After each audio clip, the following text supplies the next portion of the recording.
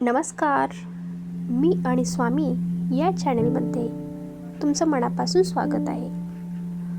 भक्तांनो, आज आपण एक अत्यंत पवित्र आणि महत्त्वाचा विषय जाणून घेणार आहोत. माघ महिन्यात येणारी ती दिव्य तिथी, ज्या दिवशी स्वतः विघ्नहर्त्यांचा म्हणजेच गणपतीचा जन्म झाला. तो पवित्र दिवस म्हणजे माघी गणेश जयंती. 2026 साली ही गणेश जयंती 22 जानेवारी म्हणजेच गुरुवारी साजरी केली जाणार आहे. हा दिवस फक्त एक सणच नाही, तर आपल्या आयुष्यातील अडथळे दूर करण्यासाठी आणि नव्या सुरुवातीसाठी आणि बाप्पांची कृपा मिळवण्यासाठी मिळालेली एक मोठी संधी आहे. हिंदू पंचांगानुसार माघ शुक्ल चतुर्थी हीच गणेश जयंती म्हणून मानली जाते आणि 2026 मध्ये ही चतुर्थी 22 जानेवारी रोजी येते. या दिवशी मध्यरात्रीनंतर चतुर्थी तिथी सुरू होते आणि दुसऱ्या दिवशीपर्यंत राहते. त्यामुळे संपूर्ण 22 जानेवारी हा दिवस गणेश पूजेसाठी अत्यंत शुभ आहे. शास्त्रानुसार गणपतीचा जन्म हा मध्य काळात झाल्याचे मानले जाते. म्हणून या दिवशी मध्याह कालातील पूजा आणि प्राणप्रतिष्ठा फारच फलदायी ठरते.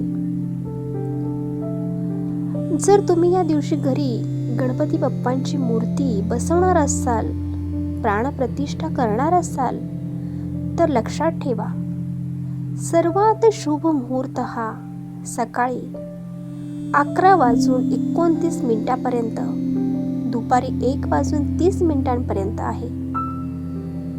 या वेळेत श्रद्धेने आणि शांत मनाने स्नान करून, स्वच्छ वस्त्र परिधान करून बाप्पांची मूर्ती स्थापित केली तर त्या घरात सकारात्मक ऊर्जा, शांती आणि समृद्धी नक्कीच नांदेल. प्राणप्रतिष्ठा करताना मनात एकच भाव ठेवायचा, हे बाप्पा, माझ्या आयुष्यातील सर्व विघ्ने दूर कर. माघी गणेश जयंतीला केलेली पूजा सामान्य दिवसांपेक्षा अधिक प्रभावी मानली जाते. या दिवशी उपवास करणे, गणेशाची आरती, दुर्वा अर्पण करणे आणि मंत्र जप करणे याला विशेष महत्त्व आहे. भक्तांनो, गणपतीचे मंत्र म्हणजे थेट त्यांच्या कृपेचा मार्ग आहे.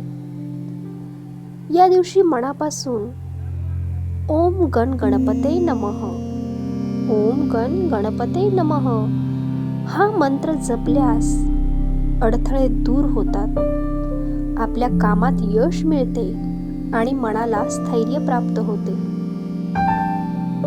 ओम श्री महागणपते नमः, ओम श्री महागणपते नमः हा मंत्र बुद्धी, धन आणि निर्णय शक्ती वाढवत असतो.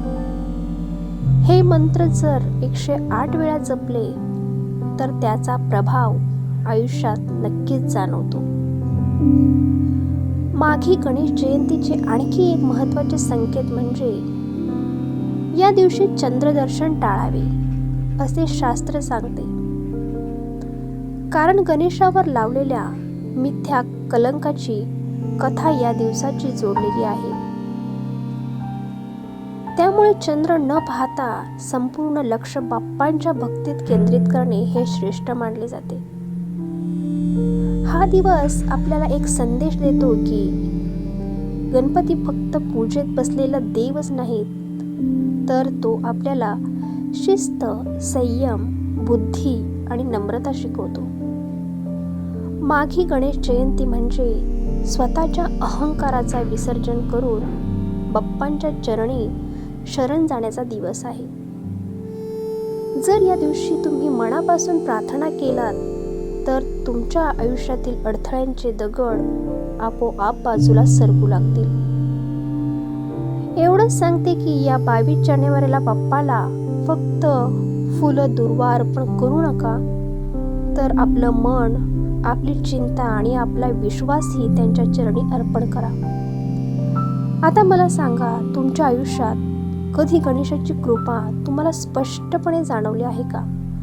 कमेंटमध्ये नक्की सांगा आणि हा संदेश प्रत्येक गणेश भक्तांपर्यंत पोहोचवा.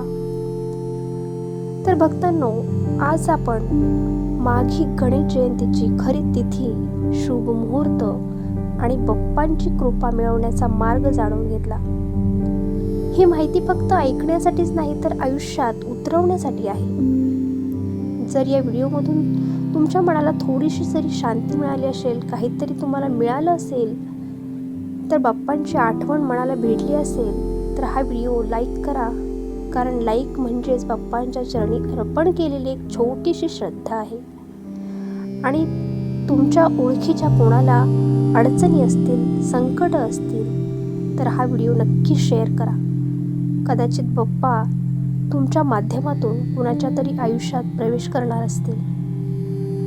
अशाच भक्तिपूर्ण, सत्य आणि प्रभावी आध्यात्मिक कथा ऐकण्यासाठी आपल्या मी आणि स्वामी या चॅनेलला सबस्क्राईब करायला विसरू नका आणि शेजारचं बेल आयकॉन सुद्धा दाबा. कारण बाप्पांचा संदेश कधीही तुमच्यापर्यंत पोहोचायला हवा. आता मला एकच प्रश्न आहे की तुमच्या आयुष्यात गणेशाची कृपा कधी जाणवली आहे का? कमेंटमध्ये नक्की लिहा. गणपती बाप्पा मोरया, मंगलमूर्ती मोरया.